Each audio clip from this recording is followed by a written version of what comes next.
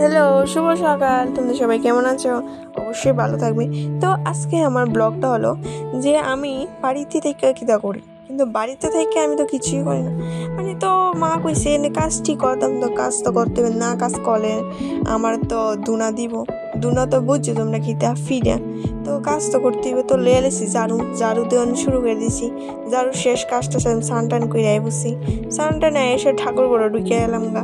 ঠাকুর পূজা টুজা দিয়া তারপরে পূজাও চলতেছে, পূজাও শেষ মোটামুটি। তোমরা তো দেখতেই পাচ্ছ শঙ্খ ভবানী শেষ। তো আমি সে পূজা দিয়ে একদম মুখের ভিতরে ক্রিম সিম লাগাইয়া একটু মুখটা একটু সুন্দর করলাম।